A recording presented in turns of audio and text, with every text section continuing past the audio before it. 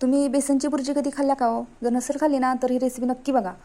तुम्ही थंबनेलवर वाचलेच चला, अंड्यापेक्षा बी भारी आणि आठवड्यातून 2 वेळा तर करून खाचाल असं मी लिहिले ना. हो, ही रेसिपी एवढी एकदम सोपी आणि इझी आहे. नमस्कार, माझे नाव सुहानीच्या किचनमध्ये तुमचे खूप खूप मनापासून स्वागत. चला मग रेसिपीला सुरुवात करूया. इथं आपण सर्वात आधी बारीक चिरून कोथिंबीर घेऊयात. एकदम छोटी बारीक चिरायची. पुन्हा 2 ते 3 हिरव्या मिरच्या घ्यायच्या आणि त्यातून छोट्या छोट्या एकदम बारीक बारीक चिरायच्या. पुन्हा आपण मध्यम साईजचे 2 कांदे घेतलेत. ते पण एकदम पातळ पातळ आपल्याला चिरून घ्यायचे. एकदम पातळ पातळ काप काढा, जाड काढू नका, एकदम पातळ. तुमच्या तिकडे पण अशी रेसिपी बनवली जाते का बेसनची बुर्जी? कधी ह्याच्या आधी तुम्ही करून खाल्ले का? तर कमेंटमध्ये मला नक्की सांगा. ह्या पद्धतीनेच करताय का? तुमची पद्धत कोणती वेगळी आहे ते बी कमेंटमध्ये सांगा. अजून कशाची बुर्जी केली जाते का? अंड्याची बुर्जी, बेसनची बुर्जी असेच अजून प्रकार असतात. तसं तुम्ही तुमच्या तिकडे कोणती केली जाते का ते पण कमेंटमध्ये सांगा. इथं 1 वाटी आपण बेसनचं पीठ घेतलं आहे. छान असं तव्यात भाजून घ्यायचं आहे. कलर येईपर्यंत भाजायचं आणि फुल गॅसवर नाही भाजायचं, मध्यम गॅस करूनच भाजा. जर फुल गॅस केला तर करपून जाईल. असं मध्यम गॅसवरच भाजून घ्या.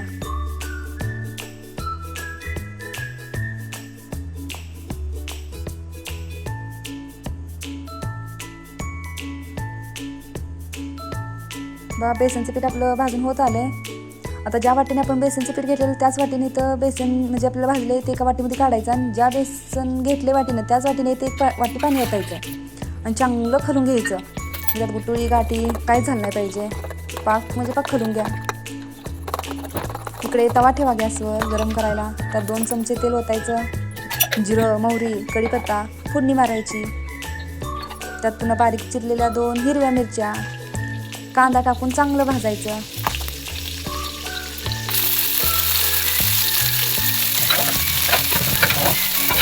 कांदा आपल्याला ते सगळं फोडून घ्यायचं आहे, म्हणजे पाक फोडून चांगला भाजायचा आहे. तर आपण पातळ काढला त्याच्यामध्ये लसूण घालायला लागणार नाही. इथे थोडंसं मीठ घाला. मी व्हिडिओमध्ये विसरले, थोडे घातले तर तुम्ही तेच मीठ घालून द्या. कांदा पण आपला मीठ टाकल्यामुळे पटकन भाजेल. त्यात अर्धा चम्मच हळद, 1 चम्मच लाल तिखट घाला आणि त्यात हळूहळू आपल्याला ते म्हणजे बेसनचं पीठ वैरायचं आहे.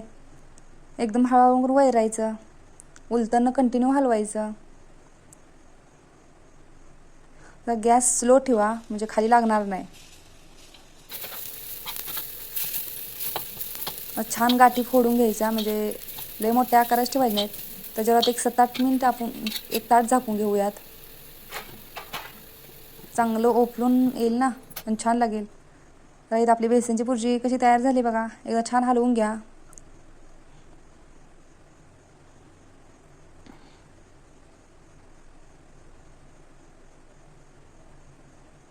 बघा किती छान झाले. बघताक्षणी तोंडाला पाणी सुटते.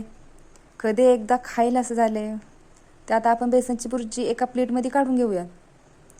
बेसनची बुर्जी सगळी प्लेटमध्ये काढून घ्या आणि ती मगाशी चिरलेली बारीक कोथिंबीर ते आता ह्याच्यावर आपण म्हणजे ह्याच्यावर आपल्याला बेसनच्या बुर्जीवर टाकायची. का कोथिंबीरमुळे अजून टेस्ट वाढते.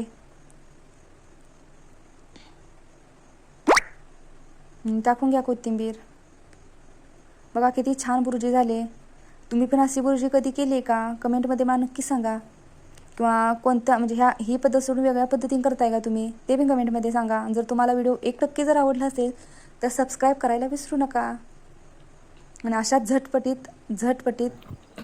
झटपट रेसिपीसाठी सुहानी किचनला सबस्क्राईब करा. धन्यवाद. भेटूया पुढच्या व्हिडिओमध्ये पुढच्या रेसिपी संगत.